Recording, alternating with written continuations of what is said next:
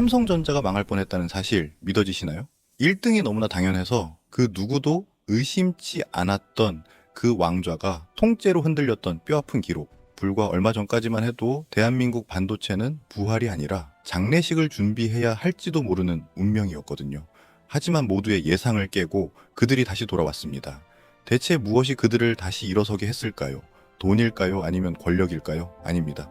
오늘 여러분은 어떤 자본보다 강력한 인간의 의지가 만들어낸 거대한 역정극을 목격하시게 될 겁니다. 여러분께 질문 하나 던져볼게요. 반도체가 과연 뭘까요?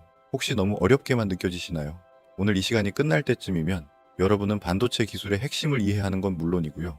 왜 대한민국이 이 분야에서 세계를 감동시킬 수 있었는지 그 이유까지 확실히 깨닫게 되실 테니까요. 자, 그럼 첫 번째 수업을 본격적으로 시작해 보겠습니다. 먼저 기초부터 차근차근 짚어볼게요. 반도체는 전기가 통하기도 하고 안 통하기도 하는 참 신기한 물질이에요. 바로 이 성질을 이용해서 0과 1이라는 디지털 신호를 만들어내죠. 우리가 매일 쓰는 스마트폰, 컴퓨터, 자동차까지 모든 전자기기에 두뇌 역할을 하는 게 바로 이 반도체입니다. 반도체에는 크게 두 가지 종류가 있어요. 하나는 계산을 담당하는 프로세서고요. 다른 하나는 정보를 저장하는 메모리입니다. 오늘 우리가 집중적으로 살펴볼 분야는 바로 이 메모리. 그 중에서도 HBM이라는 아주 특별한 메모리예요. HBM은 높은 대역폭 메모리라는 뜻인데요. 여기서 대역폭이란 게 대체 뭘까요? 아주 쉽게 설명해 드릴게요. 도로를 한번 상상해 보세요. 1차선 도로와 16차선 고속도로 중에 어느 쪽이 더 많은 차를 빠르게 보낼 수 있을까요? 당연히 16차선이겠죠. 대역폭이 바로 이 도로의 차선 수와 같은 개념이라고 보시면 돼요. 데이터가 오가는 통로가 넓으면 넓을수록 더 많은 정보를 빠르게 전달할 수 있는 거죠. 그런데 왜 갑자기 이 HBM이 이렇게 중요해졌을까요? 바로 인공지능 때문입니다. 인공지능은 엄청난 데이터를 한꺼번에 처리해야 하거든요. 챗GPT 같은 서비스를 떠올려 보세요. 여러분이 질문을 던지면 단 몇 초 만에 긴 답변이 쏟아져 나오죠? 이 과정에서 수억 개의 데이터가 초고속으로 오고 가는데 일반 메모리로는 이 속도를 도저히 감당할 수가 없어요. 그래서 HBM이 필수가 된 겁니다. 자, 여기까지 이해가 좀 되셨나요? 그럼 이제 본격적으로 오늘의 핵심 주제로 들어가 보겠습니다. 2023년 대한민국 반도체 산업에는 정말 큰 위기가 찾아왔습니다. 30년 넘게 세계 메모리 반도체 1위를 지켜온 삼성전자가 HBM 시장에서 경쟁사에게 뒤처지기 시작한 거예요. 당시 상황을 정확히 이해하시려면 HBM의 세대 구분을 좀 아셔야 합니다. 제가 칠판에 한번 정리해 드릴게요. HBM 1세대는 2013년에 처음 등장했습니다. 완전 초기 모델이었죠. 그 후에 HBM2, HBM2E로 계속 발전해 왔고요. 2023년에는 HBM3와 HBM3E가 주력 제품이었어요. 숫자가 커질수록 그리고 뒤에 2가 붙을수록 훨씬 더 진보된 기술이라고 보시면 됩니다. 그런데 2023년 당시 SK 하이닉스는 HBM3와 HBM3E에서 압도적인 점유율을 기록하고 있었습니다. 특히 세계 최대 AI 칩 회사인 엔비디아가 SK 하이닉스 제품만 고집해서 썼거든요.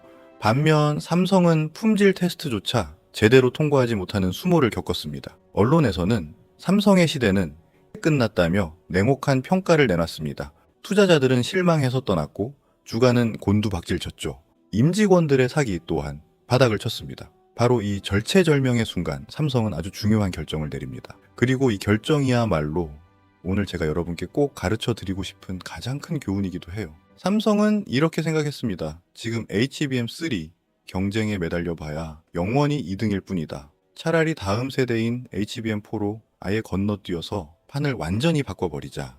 이건 정말 엄청난 도박이었어요. HBM4는 그때까지만 해도 아무도 만들어 본 적 없는 미지의 미래 기술이었으니까요. 만약 실패한다면은 회사 전체가 돌이킬 수 없는 위기에 빠질 수도 있는 상황이었습니다. 하지만 여기서 이런 의문이 들죠. 왜 다른 회사들은 이런 선택을 하지 못했을까요? 그건 바로 기술적 난이도가 상상을 초월하기 때문입니다. 이제부터 HBM4가 왜 그렇게 구현하기 어려운 기술인지 차근차근 설명해 드릴게요. HBM의 구조를 이해하려면 아파트를 떠올리시면 쉬워요. 일반 메모리가 단층 주택이라면 HBM은 여러 층을 수직으로 쌓아 올린 고층 아파트라고 볼 수 있죠. 메모리 칩을 여러 장 쌓아서 공간도 아끼고 데이터가 오가는 거리도 획기적으로 줄이는 방식입니다. HBM4는 이 아파트를 더 높이 싸면서도 각 층 사이의 연결을 훨씬 더 빠르게 만들어야 했는데요.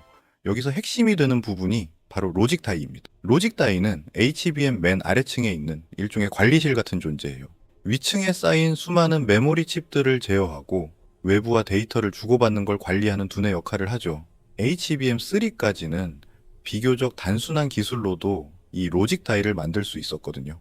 하지만 HBM4는 완전히 달랐습니다. 엔비디아가 요구한 스펙은 기존보다 2배나 넓은 2048비트 인터페이스였거든요. 숫자로 비교해 볼까요? HBM3가 1024비트, 즉 1024차선 도로였다면 HBM4는 그 2배인 2048차선 도로가 필요했던 셈입니다. 이건 단순히 기존 기술을 조금 늘리는 수준으로는 불가능했어요. 아예 완전히 새로운 설계가 필요했던 거죠. 여기서 삼성이 내린 결단이 바로 게임 체인저가 되었습니다. 삼성은 로직 다이를 만드는데 무려 4나노미터 파운드리 공정을 적용하기로 한 거예요. 잠깐, 나노미터가 대체 뭐냐고요? 자, 잘 들어보세요. 나노미터는 10억 분의 1미터입니다. 머리카락 한 가닥 굵기가 대략 10만 나노미터니까 4나노미터가 얼마나 말도 안 되게 작은 크기인지 상상이 가시나요? 반도체에서는 이 숫자가 작으면 작을수록 훨씬 정밀하고 진보된 기술임을 뜻합니다. 사실 4나노 공정은 원래 스마트폰에 들어가는 최첨단 프로세서를 만들 때나 쓰는 아주 귀한 기술이에요. 이걸 메모리의 로직 다이에 적용한다는 건 마치 F1 경주차 엔진을 일반 승용차에 장착하는 것만큼이나 파격적인 시도였습니다. 대체 왜 이렇게까지 했을까요? 4나노 공정을 쓰면은 세 가지 확실한 장점이 생기거든요. 첫째, 같은 면적에 더 많은 회로를 집어넣을 수 있습니다. 2048비트라는 넓은 도로를 만들려면은 엄청나게 많은 회로가 필요한데 4나노 공정이라면지 좁은 공간에도 이 모든 걸 다 때려 넣을 수 있는 거죠. 둘째, 전력 효율이 어마어마하게 좋아집니다. 회로가 미세해지면 전기가 이동하는 거리도 짧아지고 그만큼 소모되는 전력도 줄어들거든요. 실제로 삼성의 HBM4는 전력 효율이 무려 40%나 개선됐습니다. 셋째, 당연히 속도도 빨라집니다. 전기 신호가 이동하는 거리가 단축되니까 데이터 처리 속도가 비약적으로 올라가는 거죠. 하지만 이 기술을 실제로 만들어내는 건 전혀 다른 차원의 고난도 도전이었습니다. 2024년 초부터 삼성의 수백 명의 엔지니어들이 이 프로젝트에 그야말로 올인했습니다. 밤낮 없이 연구실부를 밝혔죠. 대체 왜 그렇게 힘들었을까요? 메모리 기술과 파운드리 기술은 사실 완전히 다른 분야거든요. 마치 인류 요리사가 갑자기 자동차 엔진을 만들어야 하는 상황과 비슷하달까요? 이 이질적인 두 기술을 하나로 완벽하게 결합하는 과정에서 정말 수많은 문제가 터져 나왔습니다. 예를 들어 4나노 파운드리 공정은 정말 정밀하지만 그만큼 예민하고 까다로워요. 온도나 습도, 심지어 먼지 하나가 제품 품질을 통째로 좌우하거든요. 게다가 그 위에 메모리 칩을 층층이 쌓아 올릴 때 발생하는 열 문제도 반드시 해결해야 했습니다. 다시 고층 아파트를 생각해 보세요. 1층에 엄청나게 뜨거운 보일러실이 있는데 그 바로 위층에 사람이 살아야 한다면 어떨까요? 열 관리가 생명이겠죠. HBM4도 똑같았습니다. 수십 번, 아니 수백 번의 실패가 반복됐습니다. 테스트 결과 하나를 보기 위해 72시간을 꼬박 밤새워 기다리기도 했고 기대했던 성능이 안 나와서 울며 처음부터 다시 시작해야 했던 적도 한두 번이 아니었습니다. 하지만 우리 엔지니어들은 절대 포기하지 않았습니다. 서로를 다독이며 우리는 반드시 할 수 있다는 믿음을 잃지 않았죠. 이 불굴의 정신이야말로 그 어떤 기술보다 더 강력한 성공의 열쇠였다고 확신합니다. 마침내 2025년 상반기 드디어 첫 번째 시제품이 완성되었습니다. 그리고 그 테스트 결과는 정말 경이로웠죠. 당시 업계 표준 속도는 초당 8기가비트 수준이었거든요. 그런데 삼성의 HBM4는 초당 11.7기가비트를 기록한 겁니다. 무려 46%나 빠른 속도였죠. 실험실 안은 순식간에 환호성으로 가득 찼습니다. 하지만 여기서 멈추지 않았습니다. 엔지니어들은 한계를 조금 더 밀어붙였고 최종적으로는 최대 13기가비트까지 성능을 끌어올리는데 성공했습니다. 이건 경쟁사들조차 감히 상상도 못할 압도적인 수준이었죠. 자, 그럼 여기서 한 가지 질문을 더 드려볼게요. 단순히 기술력만 좋으면 무조건 성공할 수 있을까요? 아닙니다. 여기서 삼성만이 가진 또 다른 결정적 무기가 등장합니다. 바로 턴키 전략입니다. 턴키라는 말 들어보신 적 있나요? 열쇠만 돌리면 바로 작동한다는 뜻인데요. 즉, 모든 과정을 한 곳에서 한 번에 끝낼 수 있다는 의미입니다. HBM4를 만들려면 메모리 설계, 파운드리 제조, 그리고 칩을 쌓는 패키징 기술까지 여러 가지 고난도 기술이 동시에 필요해요. 그런데 보통의 반도체 회사들은 이 모든 걸 혼자서 다 해내지 못합니다. 예를 들어 SK하이닉스나 마이크론은 메모리는 정말 잘 만들지만 자체적인 첨단 파운드리 공장이 없거든요. 그래서 대만의 TSMC 같은 회사에 우리가 설계한 로직 다이를 좀 만들어 달라고 따로 부탁해야 합니다. 하지만 삼성은 어떻습니까? 삼성은 메모리 부문도 있고 파운드리 부문도 있고 심지어 패키징 기술까지 몽땅 자체적으로 보유하고 있습니다. 한 집안에서 모든 문제를 다 해결할 수 있는 원스톱 시스템인 거죠. 이게 왜 그렇게 중요할까요?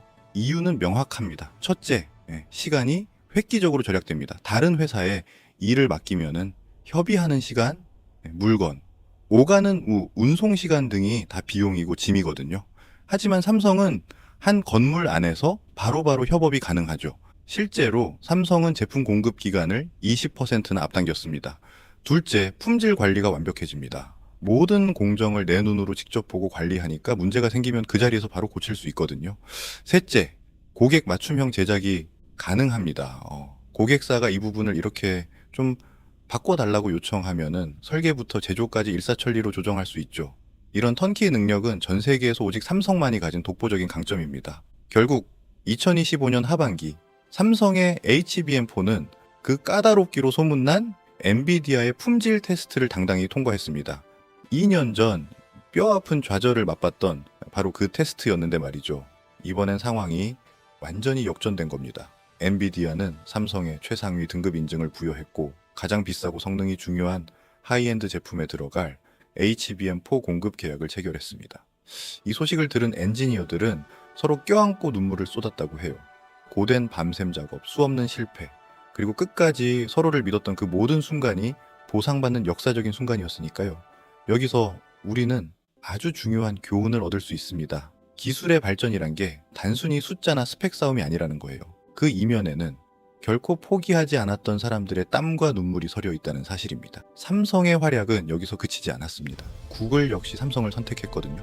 구글이 야심차게 개발 중인 8세대 AI 칩용 메모리 공급사 테스트에서 삼성이 당당히 1위를 차지한 겁니다. 그 결과 2026년 초 시장 점유율 분석 데이터가 발표됐는데요.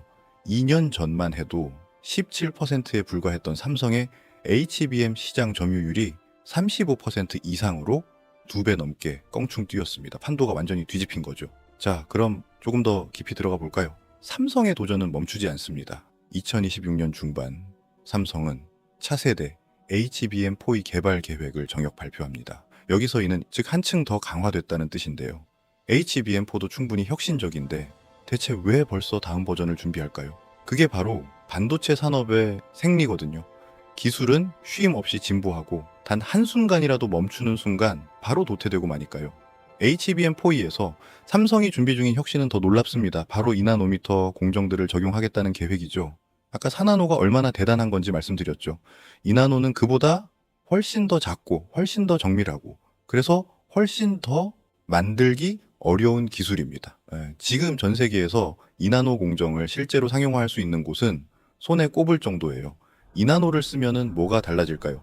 첫째, 더 많은 기능을 칩 안에 집어넣을 수 있습니다. 공간 효율이 좋아지니까 AI가 필요로 하는 복잡한 연산 기능을 메모리 칩 안에 직접 심을 수도 있게 되죠.